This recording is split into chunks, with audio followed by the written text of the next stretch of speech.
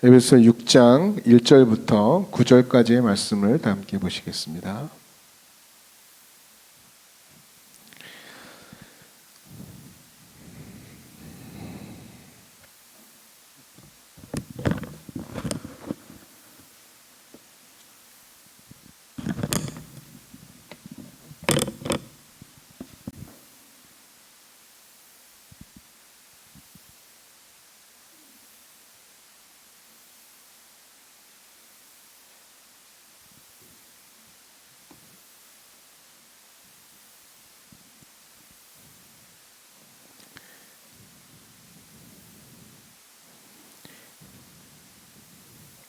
일 절부터 교독하겠습니다. 자녀들아, 주 안에서 너희 부모에게 순종하라. 이것이 옳으니라. 이로써 네가 잘되고 땅에서 장수하리라.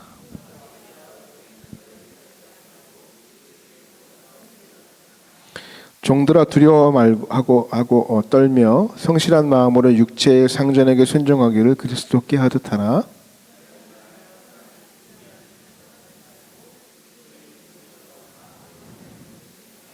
기쁜 마음으로 섬기기를 주께 하듯 하고 사람에게 하듯 하지 말라.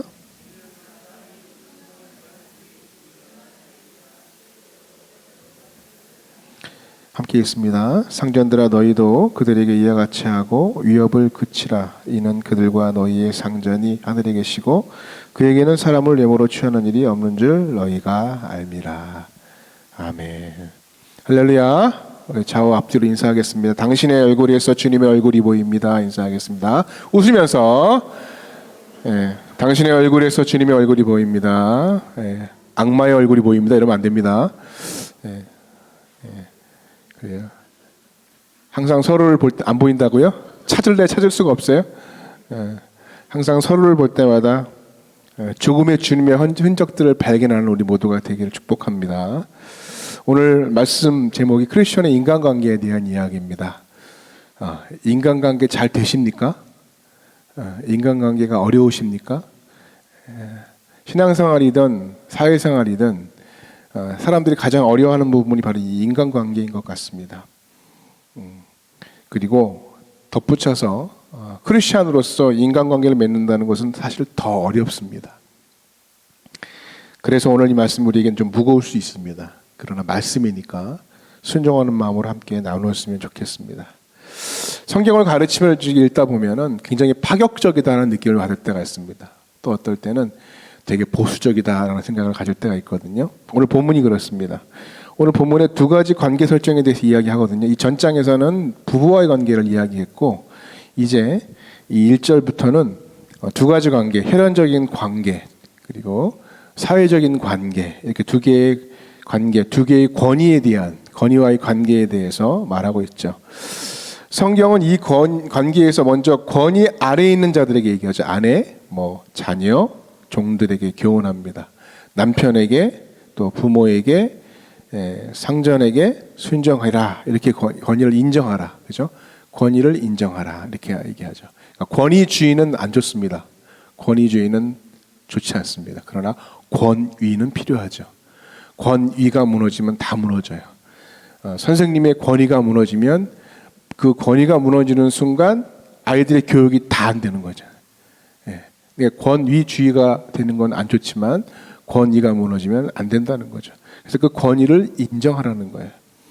이럴 때는 어떻게 보면 보수적으로 들릴 수도 있어요. 권위를 권위주의로 해석을 할 경우도 있기 때문에. 그런데 또 남편에게는 뭐라고 했냐면 그리스도가 교회를 위해서 자신의 몸을 주신 것 같이 아내를 사랑하라. 그러니까 이건 또 좀 더 어려운 주문이 아니겠습니까? 또 이 성경에 보니까 부모에게 자녀를 노엽게 하지 말라. 또 상전에게는 종이 상전에게 순종하듯이 종에게 순종하고 위협하지 말라. 이렇게 얘기해요. 그러니까 이 교훈들은 당시 상황에 비춰보면 굉장히 파격적인 이야기입니다. 사실은 듣기 어려운 이야기야. 또 이 권위에 있는 사람들 입장에서 생각해보면 굉장히 거부감 드는 이야기입니다. 왜 그러냐? 당시 부부관계라든가 부모와 자녀의 관계라든가 혹은 주인과 노예와의 관계는 우리가 상상하는 것 이상으로 굉장히 불평등한 관계가 형성됐었어요. 로마 시대 때잖아, 이때가요. 그러니까 성적인 문화가 매우 타락했었기 때문에 더군다나 남녀의 차별은 심했어요. 여자를 도구처럼 사용했고요. 심지어 아이들에 대한 대우도 그렇게 좋지 않았다는 거예요. 그 로마의 법률이었던 로물루스 법이라는 게 있어요. 이 법이 뭐냐면 전쟁 막 하다 보니까 뭐가 중요하냐면 남자가 중요해요. 남자의 힘이 중요하고 남자의 권위가 등에 올라가잖아요. 그러다 보니까 이런 게 있어요. 로마의 모든 시민은 첫 딸만 양육할 수 있었어요. 그리고 나머지 여아는 계곡에 버렸다고 그래요. 예. 그러니까 둘째 딸은 없는 거예요. 둘째 딸 손 들어보세요. 둘째 딸 없으세요? 이분은 세상에 안 나오셨어요. 로마 시대 때는 나올 수가 없어요. 얼마나 이 여자를 그렇게 취급했다는 거예요. 예. 그러니까 얼마나 이 힘든 시기입니까? 예. 로마 때는요, 자녀를 강하게 키우기 위해서 성인이 되기 전에 부모의 마음에 들지 않으면 언제든지 버릴 수 있었다는 거예요. 로마 시대 때 노예 숫자가 6천만 명이었대요. 지금의 인구 분포가 그때 인구 분포가 아니니까 엄청나게 많은 숫자, 비율적으로 보면. 그러니까 어마어마한 숫자 가운데 사회 전 분야에 노예가 있었다는 거예요, 종이. 그래서 뭐 거기에는 가정부도 있고 노동자도 있고 의사도 있고 교사도 있고 행정가에 이르기까지 노예들이 막 다 담당했다는 거예요. 그럼에도 불구하고 노예들은 소모품처럼 취급당했고요. 그 생사 열탈권을 누가 갖고 있었느냐? 주인이 갖고 있어요. 주인이. 자, 이런 시대 때 여러분 이 교훈 자체가 어떻게 들려지겠냐고요. 남편과 부모와 상전에게 이 준 교훈은요, 굉장히 파격적이고 획기적인 거예요. 대개 인간의 본능이 뭐냐면 아랫사람은 기존의 질서를 깨트려야 된다고 생각합니다. 그래야 자신이 올라갈 수 있고 누릴 수 있는 설 자리가 생긴다라고 생각하기 때문에. 또 윗사람은 어떻게 해서든지 그 기존 질서를 지키려고 해요. 왜요? 자신이 어떻게 올라온 자리입니까? 기득권을 지키려는 거예요. 이러한 것은 뭐예요? 모두가 다 욕심의 만남인 거죠. 욕심의 충돌인 거예요. 그런데 성경의 시각은 다르죠. 성경은 아랫사람에게는 기존의 질서를 존중해라 이렇게 얘기합니다. 그리고 윗사람에게는 뭐야? 기득권을 포기하고 섬김의 자세로 가르치라 이렇게 가지라고 가르치는 거예요. 순종하라는 말씀이 보수적인 가르침 같지만 여러분 결과적으로는 세상의 생각을 뒤집는 획기적인 가르침이라고 저는 생각을 합니다. 어떻게 보면 성경의 방식은 늘 그거예요. 선으로 악을 이기라. 그리고 누구든지 생명으로 세우는 방식이에요. 죽이는 방식이 아니라 세우는 방식이에요. 그리고 서로를 살리는 방식, 또 상호 존중의 방식. 그래서 그냥 골자만 이야기하면 오늘 본문 전체는 그냥 그거예요. 서로 존중해라 그 말이에요. 서로 존중해라. 몇 가지 그래서 이 말씀을 통해서 몇 가지 관계의 원칙을 우리가 한번 생각해 볼 텐데요. 첫 번째 관계 원칙이 뭐냐면 결국 핵심은 우리는 종이냐 상전이냐에 앞서서 성도다라는 거예요. 성도다. 하나의 성도다. 교회 안에 딱 들어오면 대기업 부회장, 대기업 회장, 사모님도 그냥 성도인 거예요. 그죠? 정말 허드렛 일을 하시는 분이라도 여기 오면 성도인 거예요. 그게 교회라는 겁니다. 그래서 5절 말씀 보니까 뭐라고 시작하냐면 종들아 두려워 말고 그래요. 종들아. 여러분 이 말은 어떻게 보면 성경이 노예 제도를 인정하는 것인가 하는 생각을 좀 가지게 되잖아요. 종들아 그랬으니까. 근데 로마의 그 당시에 네로 황제 시대 아닙니까? 기독교인을 막 잡아다가 자기 뒷뜰에 막 불을 밝히는 기름으로 썼을 정도로 기독교인을 핍박했으니까 인권이 말이 아닌 시대 아닙니까? 근데 로마서 13장에 보면 뭐라고 기록했냐면 위에 있는 권세들에게 복종하라 그랬어요. 그러니까 이게 되게 받아들이기 어려운 이야기예요. 와, 저런 무자비한 권력을 복종하라고 할 수 있다는 거 아니겠습니까? 또 세금까지 내라고 그랬으니까. 그러니까 어떻게 보면 노예제도라든가 불의한 정권은 분명히 잘못된 거죠. 잘못된 것입니다. 그럼에도 성경은 그 권위만큼은 하나님께로 왔으니까 순종해라 이렇게 얘기했다는 거예요. 우리 베드로전서 2장 18절 말씀 보면 이런 말씀이에요. 사환들아 범사에 두려워함으로 주인들에게 순종하되 선하고 관용하는 자들에게만 아니라 또한 까다로운 자들에게도 그리하라. 항상 여기에서 걸리죠. 우리는 까다로운 자들. 여러분 직장에 까다로운 분 계시죠? 그분 때문에 직장 그만두고 힘들고 어려운. 근데 까다로운 자들에게도 그리하라 이렇게 얘기하는 거예요. 그러니까 성경이 한 번도 노예제도와 불우한 정권을 잘못된 것이니까 그냥 다 뒤집어 버려야 돼라고 가르치지 않습니다. 물론 이 말이 노예제도를 찬성한다는 말은 아니에요. 어떻게 보면은 바꿔야 될 제도죠.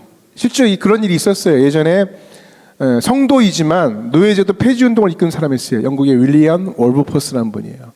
사진도 한번 보여주십시오. 윌리엄 월버퍼스라는 사람이. 이 사람이 정치인이거든요. 그러니까 정치의 어떤 것들을 통해서 평생 이 노예제도를 없애기 위해서 어떻게 보면은 저기 법을 만들고 그것을 규정해서 통과하도록 만드는 그런 일들을 했다는 거예요. 그러니까 불의한 것을 바꾸기 위해서 제도 안에서 노력하는 것은 어떻게 보면 성도의 사명이죠. 탈법적이고 폭력적인 방법이 아니라 주어진 제도 안에서 바꾸는 거죠. 그래서 윌리엄 멜버퍼스는 하나님께서 영국의 정치인으로 그 사명을 감당하도록 부르신 것입니다. 그러나 교회가 나가야 될 길이 뭐예요? 복음화 아닙니까? 복음의 사명을 감당하는 거예요. 그렇죠? 그리고 윌버퍼스도 복음을 위한 거예요. 복음화가 아닌 정치화가 되면 안 된다는 거예요. 교회가 복음화가 아닌 정치화가 되어서 어떤 체제를 바꾸는 일에 조직화되면 안 돼요. 오히려 복음화를 위해 힘써야 된다는 거예요. 성경을 왜 이렇게 가르치고 있는 것입니까? 성경은 우리가 종이냐 주인이냐 세상의 그 어떤 신분과 지위의 사람이냐 그거보다도 성도라는 거예요. 성도. 이 성도라는 신분이 우리에게 우선된다는 것입니다. 왜 그렇습니까? 성도는 인간과 인간의 관계보다 하나님과 나와의 관계가 먼저라는 거예요. 이 관계에 집중하는 것입니다. 그래서 하나님께서요, 나를 이런 신분과 이런 환경에 두셨고 이런 상황 가운데 부르셨다면 그분의 뜻이 있는 것을 알고 하나님께서 순종하는 거예요. 그렇게 하나님께서 두신 그 자리, 그 신분을 존중하는 것입니다. 하나님께 순종하기 때문에 나를 맡기신 그 사람에게 순종하는 거예요. 나를 맡기신 사람이 때로는 빌리적인 부모이거나 까다로운 주인이거나 혹은 포악한 왕일지라도 순종한다는 거예요. 그래서 바울은 갈라디아서 3장 28절에 보니까 너희는 유대인이나 헬라인이나 종이나 자유인이나 남자나 여자나 다 그리스도 예수 안에서 하나이다. 이게 가장 핵심이에요. 그러니까 최종 위에 뭐가 있는 거예요? 우리는 그리스도 안에서의 한 피 받은 형제다. 하나다. 민족적인 차이, 종이냐 자유냐 신분의 차이, 성별의 차이보다 더 중요한 게 뭐예요? 예수 그리스도 안에 있는 성도라는 것. 이게 굉장히 중요하죠. 그 당시에 이것은 굉장히 파격적인 선언이었습니다. 성도라는 것이 그 어떤 신분보다 큰 것이기 때문에 유대인, 헬라인, 종, 자유인, 남자, 여자 이게 아무런 부차적인 문제라는 거예요. 그래서 여러분 성도의 가장 큰 관심사는 뭐가 되느냐? 하나님과의 관계여야 됩니다. 그 관계에 세워져야 돼요. 하나님을 기쁘시게 하는 삶이 무엇인지, 무엇이 복음에 합당하고 무엇을 복음을 전파하는데 무엇이 도움이 되겠는가? 우선적인 관심사가 거기에 있다는 거예요. 그래서 하나님과의 관계가 인간과 인간의 관계를 규정해 간다는 거예요. 이걸 아셔야 돼요. 그래서 첫 번째 관계 원칙은 우리는 다 성도다라고 하는 거예요. 성도다. 두 번째는 성도는요, 결국 겸손과 성실로 무슨 일을 하든지 죽게 하듯 해라 이거예요. 죽게 하듯 해라. 다시 우리 에베소 교회의 상황으로 돌아가 보면 에베소가 되게 큰 도시였거든요. 되게 부유한 도시였고 당시 이 큰 도시에는 노예들의 숫자가 약 한 50%를 넘었어요. 그러니까 길거리 가서 나가서 만나면 반은 노예인 거예요. 반은 종인 거고. 사회 분위기를 아시겠죠? 그러니까 노예들 중에서도요, 예수님을 잘 믿는 사람이 있었겠죠. 근데 예를 들어 봅시다. 그 노예가 예수를 믿더니 와, 나도 존귀한 존재네. 하나님이 똑같이 평등하게 창조하셨는데 너희야 주인이 웬 말이야 하면서 어느 날 주인에게 형제여 그래. 형제여. 근데 주인이 막 일을 시키는데도 잠깐 내가 지금 놀고 있습니까? 내가 기도하는 중입니다. 내가 하나님의 말을 듣는 것과 당신 말 듣는 것이 무엇이 중요하겠습니까? 뭐 이렇게 얘기했다고 생각해 봅시다. 주인이 어떻게 생각하겠어요? 이 잡건 놈이 예수 믿더니 돌아버렸다고. 막 예수도 못 믿게 하고 기독교에 대해서 나쁜 선입견을 가지고 말할 것 아니겠어요? 그러니까 주인들이 예수를 믿는 것을 가로막겠죠. 또한 예수 믿고 다니면서 노예를 안 해도 된다는 이 소문이 나게 되면 예수를 믿기 위해서 교회를 나오는 것이 아니라 노예로부터 벗어나기 위해서 교회를 나오는 이상한 현상도 벌어질 수 있겠죠. 그러니까 이것 때문에 교회는 간데없고 복음은 간데없고 자신의 이익만을 위해서 교회를 나오게 되죠. 결국 교회도 죽게 만드는 이유가 될 수도 있다는 것입니다. 그러니까 전체의 체제를 다 무너뜨려 버리는 거예요. 그래서 바울은요, 에베소 교회의 이 종의 신분을 가진 사람들에게 말합니다. 육체의 상전에게 더욱 순종하라. 예. 도리어 예수 믿기 전에는 막 뺀적거렸지만 예수 믿고 난 다음에 더욱 순종하라는 거예요. 예. 어떤 마음으로 종들에게 순종하라고 그랬습니까? 5절에 보니까 두려워하고 떨며 성실한 마음으로 그랬어요. 그렇게 순종하라. 예. 두려워하고 떨려는 말이 공포 때문에 두려워하는 말이 아니라, 불이익 때문에 불이익 받을까 봐 두려워하는 말이 아니라, 이 두려움과 떨림의 근원이 누구를 향한 거야? 주님을 향한 것이죠. 그래서 하나님이 내 마음을 살피시고 계시며 나를 이곳에 두신 하나님의 계획 앞에 두렵고 떨리는 마음으로 순종하라는 거예요. 그래서 성실한 마음이란 부지런하고 변함없는 마음은 아니니까. 그러니까 하나님 앞에서 두렵고 떨리는 마음을 그대로 유지하는 거죠. 하나님을 향한 자세가 자신의 상관에게로 연장되는 것, 이 마음입니다. 6절에도 보니까 눈 가림만 하여 사람을 기쁘게 하는 자처럼 하지 말라. 그러니까 진실한 마음으로 하는 거죠. 눈 가림한다는 건 뭐예요? 주인이 보는 앞에서만 자랑한다는 거예요. 주인의 행보에만 관심이 있는 거예요. 자신이 하고 있는 전체 일에는 관심이 없는 거예요. 뭐 직장에서 그런 말 하잖아요. 받은 만큼만 일하자. 그죠? 받은 만큼만 일하자. 회사에 어떻게 돌아가든 내가 할 일은 다 했다. 이건 정말 자신을 그냥 종으로 취급하는 거예요. 스스로를. 이게 아니라는 거죠. 진정으로 자신의 일을 사랑하는 자세로 일어나는 거예요. 예. 크리스천의 싸움은 그래서 여러분, 누군가 보지 않을 때의 싸움이에요. 사실 그런 것 같아요. 예배 때라든지 언제든지 상관없어요. 우리의 모든 상황 속에서 누군가가 나를 보지 않을 때 그때 어떻게 보느냐. 결국 하나님이 나를 보신다라고 하는 코람데오 정신의 싸움인 것 같아요. 예. 그렇게 하라는 것입니다. 7절도 보니까 기쁜 마음으로 순종하라 그랬어요. 여기서 헬라어로 유노이아인데 기쁜 마음이 선의, 열정, 호의 이렇게 의미를 갖습니다. 그러니까 식지 않은 열정으로 자기 맡은 일에 임해야 된다. 이런 의미입니다. 변치 않은 마음, 충성스러운 마음, 섬기라는 거예요. 여러분 오늘날 우리는 종이 아니잖아요. 지금 직장 다니시잖아요. 직장. 지금 종으로 섬기시는 분 없으시죠? 심각합니다. 구해드려야 돼요. 다 직장 다니세요. 물론 이제 종의 심정으로 직장을 다니시는 분도 있을 것 같아요. 그렇지만 예전 같지는 않지 않습니까? 직장. 훨씬 나은 환경이 있죠. 그런데 이런 자세로 직장생활 하기가 쉽지가 않아요. 사실은. 이런 마음으로, 지금 말씀드린 마음으로. 변치 않은 마음, 충성스러운 마음으로 섬기라는 거 아니겠습니까? 진실한 마음, 기쁜 마음으로 일할 수 있겠습니까?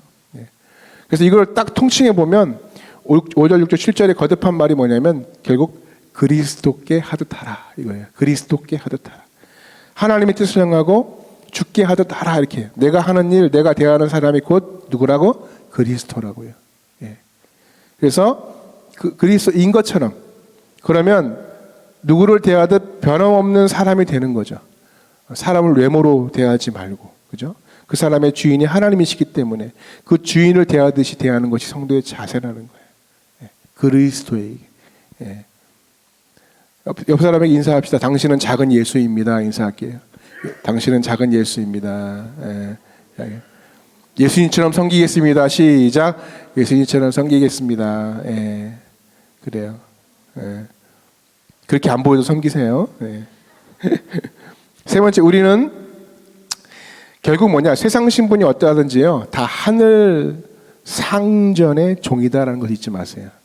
그러니까 우리의 더 높이 계신 분이 있다는 것을 자각하라는 거예요.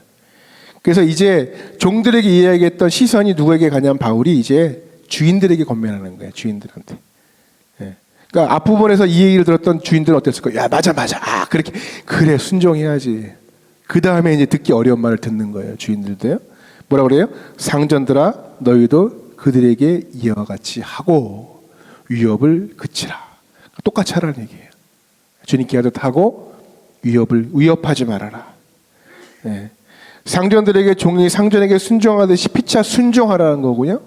종을 대할 때 주인도 성실한 마음으로, 진실한 마음으로, 기쁜 마음으로 대해야 한다는 거야. 그 당시에는 이게 굉장히 어려운 부분이에요. 왜 그랬습니까? 8절 말씀 같이 봐요. 8절. 이는 그들과 너희의 상전이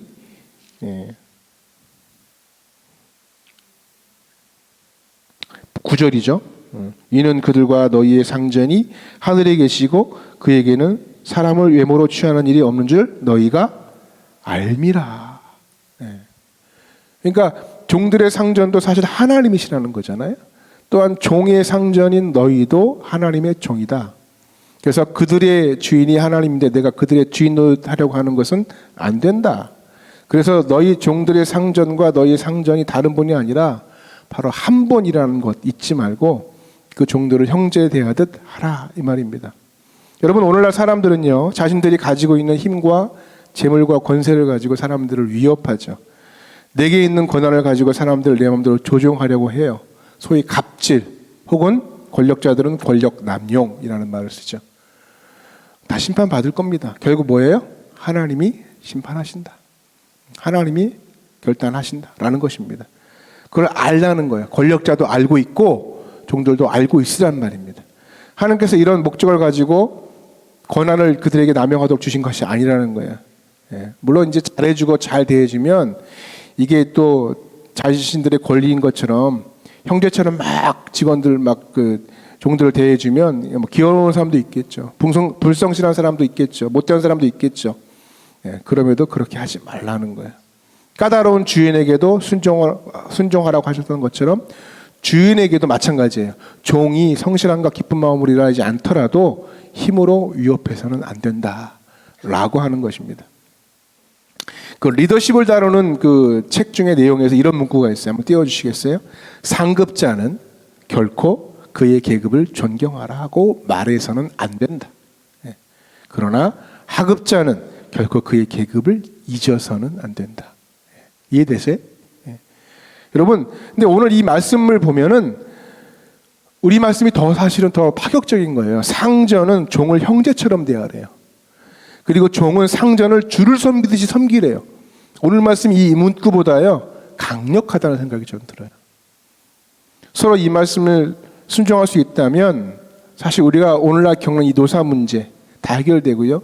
정말 우리의 일자리가 즐거운 일터가 되지 않겠습니까? 여러분, 그러나 그것은 어느 한쪽의 결단과 희생과 순종으로부터 시작될 것입니다. 그리고 그 신뢰의 관계가 회복되는 긴 과정이 걸리겠죠.